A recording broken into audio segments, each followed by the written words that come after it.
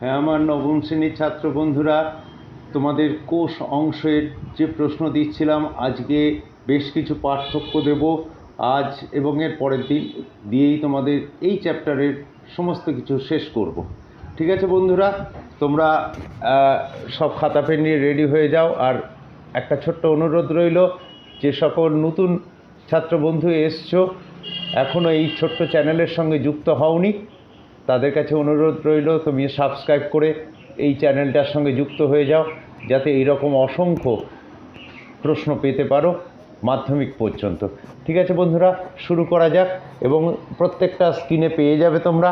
আমি শুধু একবার করে পড়ে দিই যাতে তোমাদের পড়তে নাও অসুবিধা হয়। প্রথম পার্থক্য দেখো, প্রোক্যারিওটিক ও ইউক্যারিওটিক কোষ। এই পার্থক্যটা খুব খুব ইম্পর্ট্যান্ট একটা পার্থক্য। স্ক্রিনে দেখো দিয়ে দিয়েছি। প্রথমে প্রোক্যারিওটিক এবং পরে ইউক্যারিওটিক অংশ। কোষ প্রাচীর থাকে, যার মুখ্য উপাদান হলো মিউকোপেপটাইড বা পেপটাইডোগ্লাইকেন। আর ইউক্যারিওটিক কোষে, উদ্ভিদ কোষে কোষ প্রাচীর থাকে, যার মুখ্য উপাদান সেলুলোজ। আর প্রাণী কোষে কোষ প্রাচীর থাকে না। তারপরে 2 নম্বর পার্থক্য, আদি প্রোক্যারিওটিক কোষে আদি নিউক্লিয়াস বা নিউক্লিয় পর্দা, নিউক্লিওলাস ও নিউক্লিয় জালকবিহীন। এটি কেবল ডিএনএ দিয়ে গঠিত। এই রকম নিউক্লিয়াসকে নিউক্লিয়েট বলে। ক্রোমোসোম সাধারণত থাকে না। আর ইউক্যারিওটিকে দেখো আদর্শ নিউক্লিয়াস, যা নিউক্লিয় পর্দা, নিউক্লিওলাস, নিউক্লিয় রস ও নিউক্লিয় জালক নিয়ে গঠিত। নির্দিষ্ট সংখ্যক ক্রোমোসোম থাকে। পরের পার্থক্য, 3 নম্বর পার্থক্য, আদি কোষে পর্দা ঘেরা কোনো কোষ অঙ্গাণু, যেমন প্লাস্টিড, মাইটোকন্ড্রিয়া, গলগি বস্তু, লাইসোজোম ইত্যাদি থাকে না। ইউক্যারিওটিক কোষে পর্দা ঘেরা কোষ অঙ্গাণু থাকে। 4 নম্বর পার্থক্য, রাইবোসোম 70S প্রকৃতির ও ক্ষুদ্র। ইউক্যারিওটিক কোষে রাইবোসোম 80S প্রকৃতির। কোষ বিভাজন অ্যামাইটোসিস পদ্ধতিতে ঘটে প্রোক্যারিওটিক কোষে, আর ইউক্যারিওটিক কোষে মাইটোসিস ও মিওসিস পদ্ধতিতে ঘটে। ভ্যাকুওল সাধারণত থাকে না প্রোক্যারিওটিক কোষে। উদ্ভিদ কোষে থাকে, প্রাণী কোষে সাধারণত থাকে না। আর ডিএনএ প্রোটিনের সঙ্গে সংযুক্তভাবে থাকে না, নগ্ন থাকে।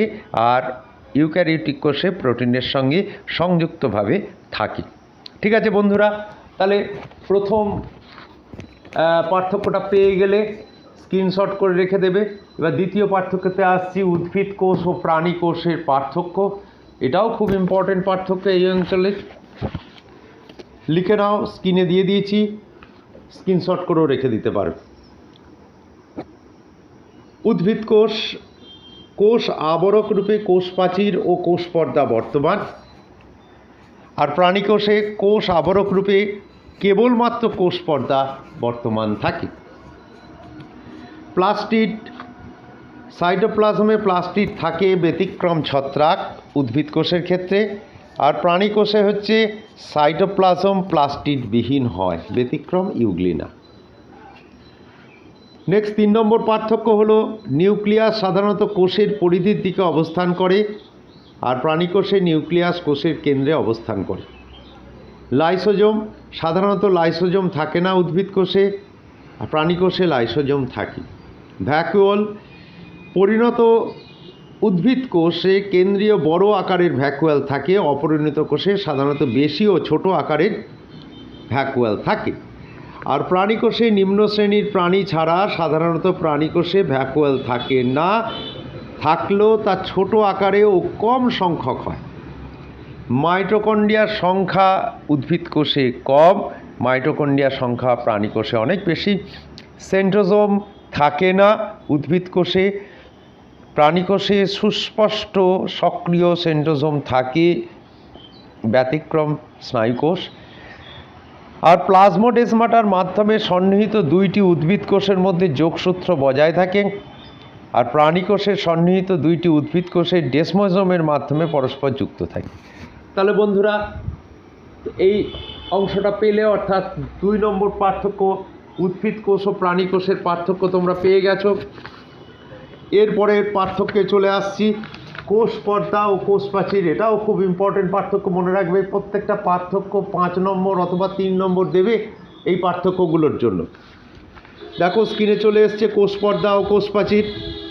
কোষ পর্দা এটি সজীব পর্দা, আর কোষ প্রাচীর এটি জড় প্রাচীর। 2 নম্বর পার্থক্য, কোষ পর্দা সমস্ত সজীব কোষের প্রোটোপ্লাজমের বাইরে থাকে।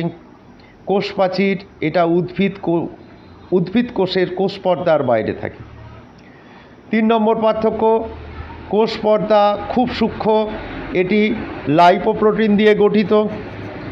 আর কোষ প্রাচীর পুরু ও দৃঢ়, এটি সাধারণত সেলুলোজ দিয়ে গঠিত। 4 নম্বর পার্থক্য, কোষ পর্দার মধ্যে মাইক্রোভিলাই থাকে, আর কোষ প্রাচীরের মধ্যে মাইক্রোভিলাই থাকে না। 5 নম্বর পার্থক্য, এটি সাধারণত প্রবেদক ভেদ্য বা স্থিতিস্থাপক, আর কোষ প্রাচীর অবশ্যই ভেদ্য, এটি অস্থিতিস্থাপক।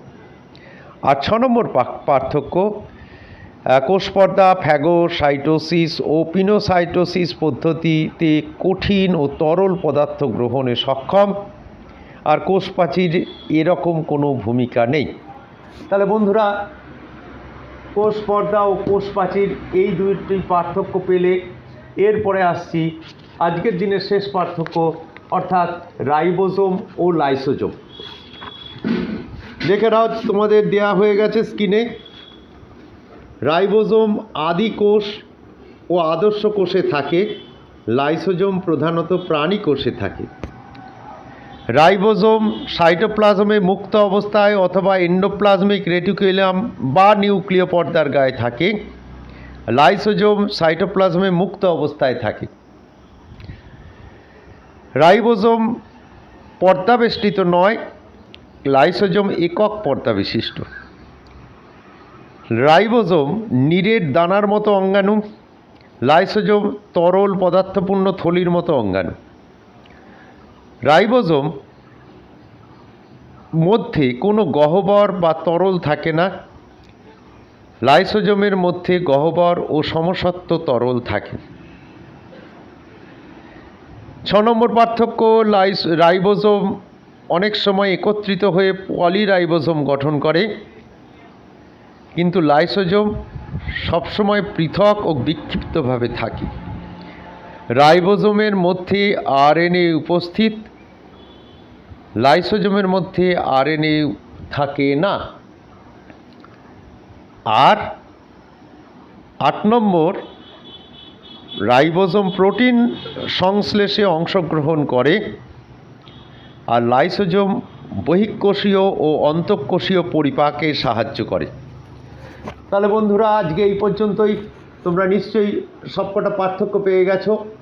না লিখতে পারলে আমি একটু তাড়াতাড়ি বলেছি, তোমরা স্ক্রিনশট করে রেখে দেবে, পরে লিখে নেবে।